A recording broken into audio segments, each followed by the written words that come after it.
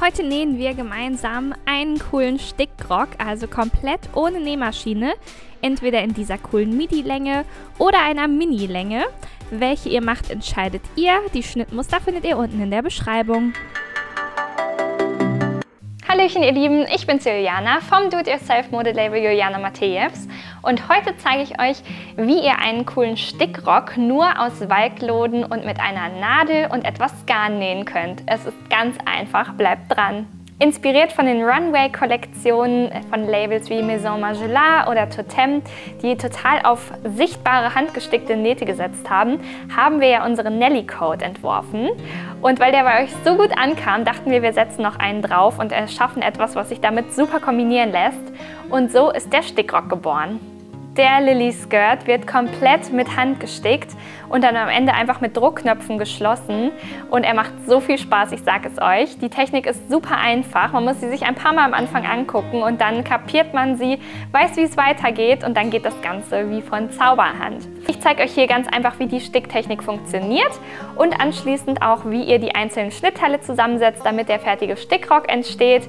Also macht am besten direkt mit, pausiert, wo ihr es braucht, wiederholt so oft ihr möchtet, dann kann nichts schief gehen und ihr könnt auch nichts vergessen.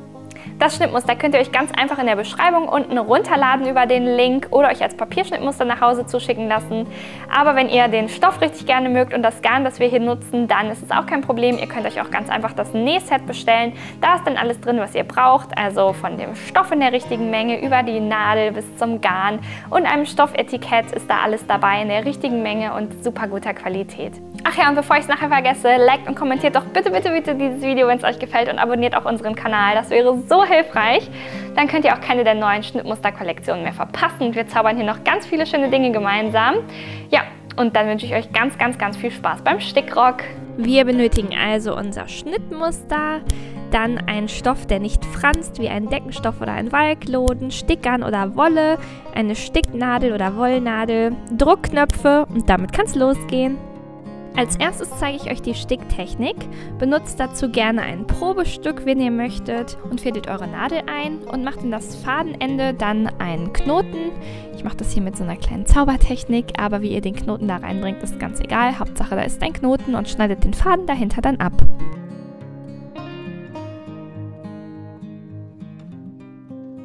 Gestickt wird immer von links nach rechts. Das heißt, wir beginnen immer bei einer neuen Strecke an der linken Seite und stechen dort genau kurz neben dem Rand von unten nach oben mit unserer Nadel ein und ziehen am Faden, bis der Knoten uns stoppt. 1 cm rechts davon und auch 1 cm von der Kante entfernt stechen wir das nächste Mal wieder von unten nach oben ein, wickeln unseren Faden, den wir hängen haben, von rechts nach links hinter die Nadel und ziehen dann einfach fest. Der erste Stich sieht immer etwas anders aus als die folgenden, aber es geht jetzt die ganze Zeit so weiter. Also wieder von unten nach oben einstechen, Faden von rechts nach links wickeln und an der Nadel ziehen, bis sich das Garn wie hier um die Kante legt. Das Ganze dann noch einmal von unten nach oben einstechen, Faden drumherum wickeln, Nadel durchziehen und festziehen. Macht das jetzt einfach ein paar Mal und übt die Technik. Ihr könnt auch gerne am Anfang immer noch ein Lineal dazu nehmen und die Abstände einmal nachmessen. Nach einer Weile habt ihr euch dann an die Abstände wahrscheinlich schon gewöhnt und könnt das auch mit Augenmaß machen. Und genau das, nicht mehr und nicht weniger, ist die Technik, mit der wir den gesamten Rock sticken. Nur, dass wir dabei dann manchmal 2 Lagen verbinden. Schaut euch die Technik also nochmal in Ruhe an, macht Schritt für Schritt mit, pausiert da, wo ihr es braucht und wiederholt auch gerne öfter, bis ihr das Gefühl habt, ihr habt die Technik jetzt inne. Und dann werdet ihr merken, ihr kommt nur so weit mit dieser Sticktechnik, wie euer Faden lang ist. Und deswegen zeige ich euch jetzt, wie man den vernäht und wie man einen neuen Faden ansetzt. Wenn der Faden nur noch so 10-15 cm lang ist, wie bei mir hier, dann vernähe ich den Faden auf der unteren, also linken Stoffseite. Dafür drehe ich das Ganze einmal um und steche jetzt mit meiner Nadelspitze genau dort ein, wo der letzte Steg hier endet und nähe einmal auf der Stelle. Ich gehe also nur durch so ein kleines Fädchen von dem Stoff, ziehe die Nadel durch und stecke sie dann in die entstandene Schlaufe. Das wiederhole ich nochmal, ich nähe auf der Stelle und gehe mit der Nadel durch meine Schlaufe. So, dann ist das Ganze vernäht und ich kann den Faden direkt hinter dem Knoten abschneiden. Zack. Schneidet euch dann ein nächstes Stück Garn ab und fädelt es wieder in eure Nadel ein. Macht wieder in das Fadenende einen Knoten und schneidet den Faden dahinter ab. Also genauso wie wir es am Anfang vorbereitet haben. Und geht dann unten hier genau in die Stelle, in der wir gerade vernäht haben, bis der Knoten euch stoppt. Also wieder auf der Stelle durch und dann von unten nach oben durch die letzte Schlaufe, die wir genäht haben, sodass das Ganze jetzt so aussieht. Dann beginne ich wie zuvor und nähe wieder von unten nach oben durch meinen Stoff, wickel meinen Garn von rechts nach links hinter die Nadel und nähe dann immer so weiter. Das ist also, wie man einen neuen Faden ansetzt. Macht das bitte immer, wenn euer letzter Faden sich dem Ende neigt, ihr aber eine Strecke noch nicht beendet habt. Wenn diese Technik bei euch dann klappt, dann nehmt euch als erstes die Klappe zur Hand von eurer Tasche und umstickt einmal diese untere Kante mit dem Bogen. Das war gut zum Warmwerden. Jetzt werden wir unsere ersten Teile verbinden. Und zwar lege ich hier das Rückteil mit der rechten Stoffseite nach oben vor mich hin. Ihr erkennt das an dem Schlitz rechts, dass es das Rückteil ist. Und nehme mir meine beiden seitlichen Rückteile dazu und lege sie jetzt quasi oben und unten hier bei mir daneben. Und anders als beim normalen Nähen mit der Nähmaschine legen wir die Teile jetzt nicht rechts auf rechts aufeinander, sondern wir überlappen das mittlere Rückteil über die seitlichen Rückteile, sodass die Stofflagen jetzt in Wirklichkeit links auf rechts liegen. Also die linke Stoffseite meines mittleren Rückteils liegt auf der rechten Stoffseite meines seitlichen Rückteils. Und diese Strecke stecke ich mir dann einmal hier von meiner rechten Stoffseite aus aufeinander. Die gesteckte Strecke möchten wir jetzt mit unserer Sticktechnik schließen. Dabei nähen wir genau wie zuvor und die Naht, die äußere, die legt sich jetzt immer um die äußere Stoffkante von der rechten Seite drumherum. Beim Vorderteil haben wir das genauso vorbereitet, die Teile also verbunden und dann habe ich mir die oberen Ecken von meiner Taschenposition markiert. Je nachdem, ob ihr den Molly-Skirt oder den Lily-Skirt macht, sind die an unterschiedlichen Positionen und unterschiedlich groß und also breit auseinander. Steckt eure Taschen dann aber genau an die Position aus eurem Schnitt. Einfach oben drauf auf das Vorderteil. Und dann sticken wir nämlich als nächstes um die äußere Kante, also diese U-Form. Die obere Kante lassen wir dabei offen, denn die wird ja später mit der Klappe verdeckt. Sticken hier herum und machen das gleiche auch noch mit der anderen Tasche. Wenn wir die Taschenbeutel aufgenäht haben, dann sieht das Ganze schon mal so aus.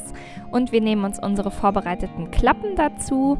Die legen wir jetzt genau über den Tascheneingriff von unserem Beutel. Dann können wir die obere Kante auch einmal auf den Stoff stecken und das ist dann auch die nächste Strecke, die wir aufnähen. Damit sind die Taschen dann sogar schon fertig. Stickt dann einmal hier gerade drüber auf beiden Seiten und dann ist die beendet. Dann haben wir also unsere Vorderteile verbunden, mit Taschen versehen, unsere Rückteile verbunden und als nächstes möchten wir die Seitennähte von den Vorderteilen zu den Rückteilen schließen. Und dabei lege ich immer das Vorderteil auf das Rückteil. Also die linke Stoffseite meines Vorderteils liegt jetzt auf der rechten Stoffseite meines Rückteils und auch diese Seitennähte stecke ich mir jetzt einfach aufeinander und verbinde sie dann anschließend wieder mit der ganz normalen Sticktechnik.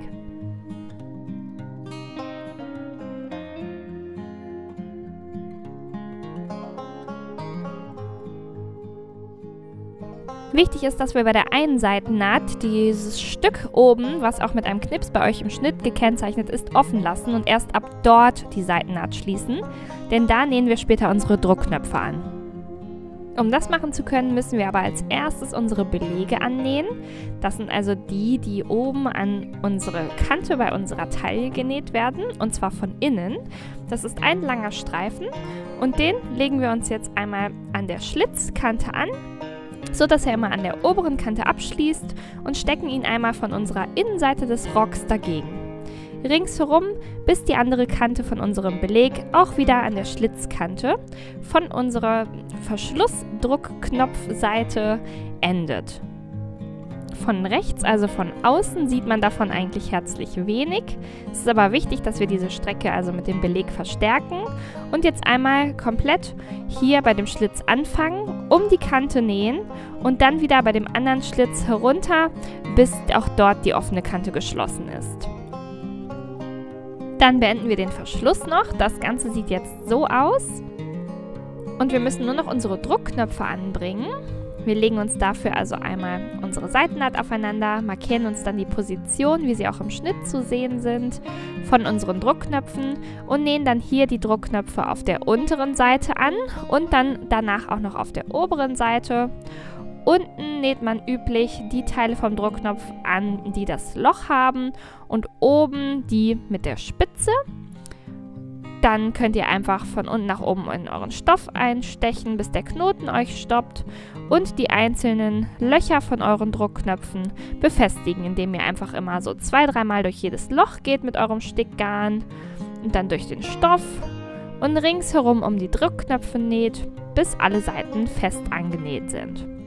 Danach noch einmal verriegeln und den Faden abschneiden.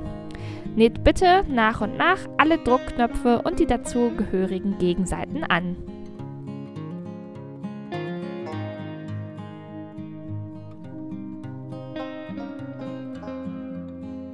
Wenn ihr den Faden dann bei dem Druckknopf vernähen möchtet, der auf der äußeren Stoffseite angebracht ist, dann vernäht bitte hier direkt am Knoten, also stecht nicht bis auf die rechte Seite, denn man möchte ja von außen nichts davon sehen.